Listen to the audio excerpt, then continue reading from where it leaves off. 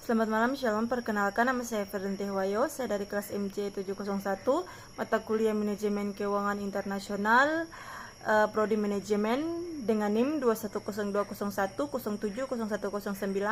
dengan dosen pengampu Wahyu Purbo Santoso SEMM CFRM CPOD. Di saat ini saya akan mempresentasikan jawaban ujian akhir semester dalam bentuk video, di mana yang pertama, manajemen keuangan internasional berperan penting bagi perusahaan multinasional dalam mengelola keuangan ekspansi dan risiko.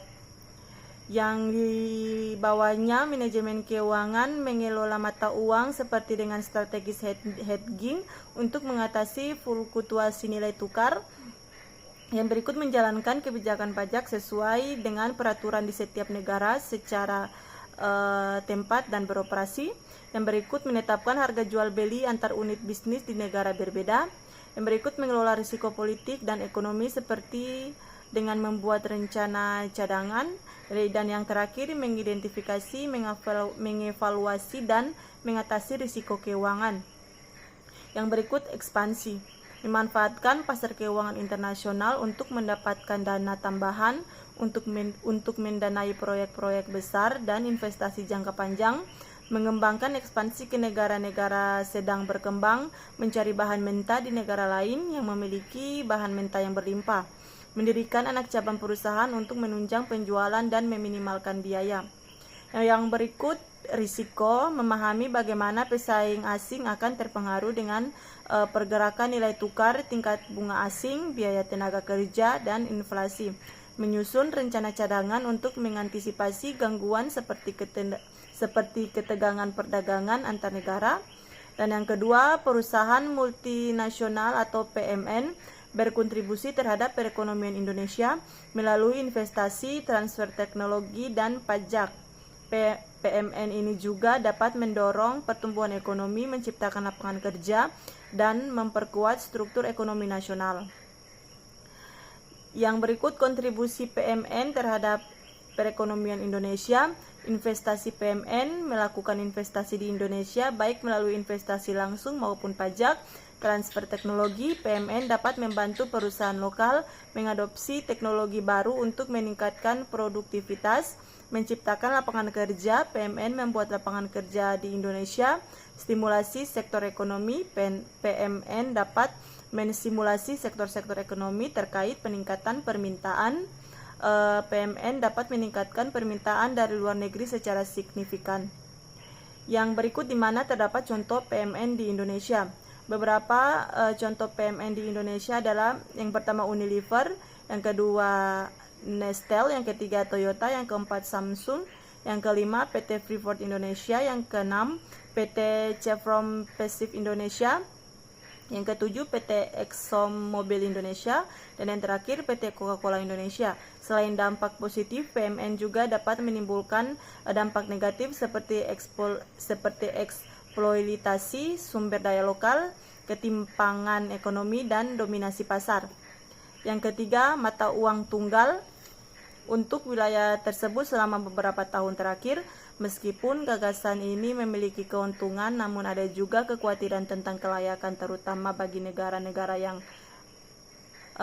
negara-negara dengan mata uang yang lebih lemah seperti Indonesia. Yang berikut A, keuntungan mata uang tunggal untuk Indonesia. Yang pertama, integritas ekonomi yang lebih besar.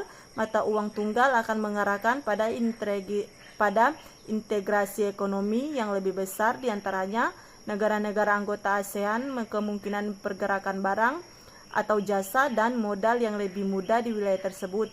Hal ini akan memudahkan bisnis Indonesia untuk memperluas operasi mereka di seluruh wilayah dan bagi investor asing untuk berinvestasi di Indonesia. Yang kedua, biaya transaksi yang lebih rendah. Dengan mata uang tunggal, bisnis dan individu tidak lagi perlu menukar mata uang saat melakukan transaksi lintas batas.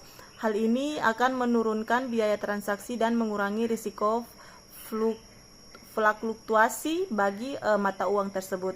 Yang ketiga, meningkatkan perdagangan, integritas ekonomi yang lebih besar dan biaya transaksi yang lebih rendah juga akan mengarahkan pada peningkatan perdagangan di antaranya negara-negara anggota ASEAN.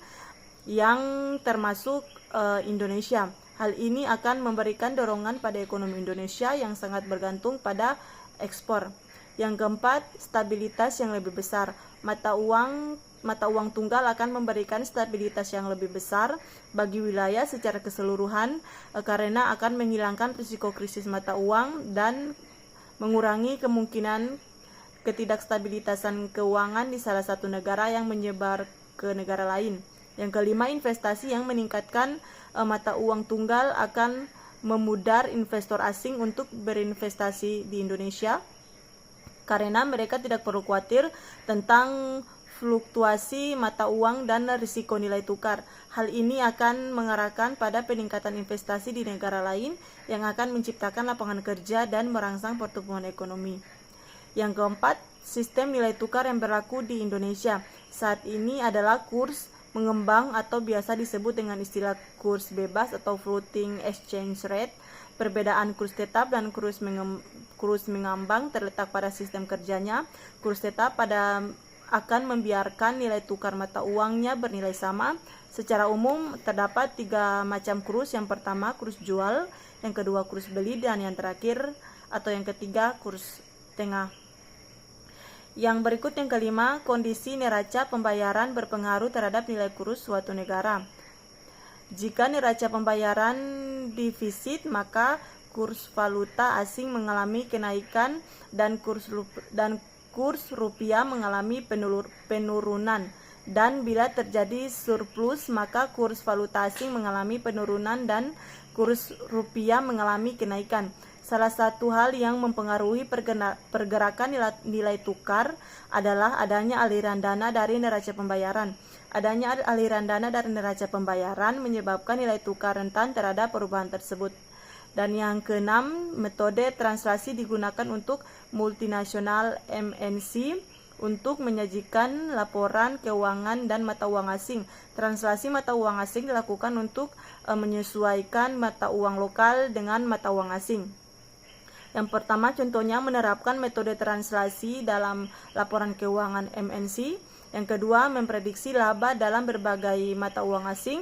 Yang ketiga, menentukan dampak pergerakan nilai tukar terhadap mata uang negara asal. Yang keempat, menyesuaikan mata uang lokal dengan mata uang asing. Yang kelima, menjabarkan laporan keuangan dari mata uang fungsional ke mata uang asing. Yang keenam, menggunakan kurs yang berbeda pada masing-masing pos. Dan yang terakhir, mengakui selisih yang timbul sebagai penghasilan konversif lain. Dan yang terakhir, memanfaatkan penerapan metode translasi. Yang pertama, mengurangi risiko pengelolaan valuta asing dalam perdagangan internasional.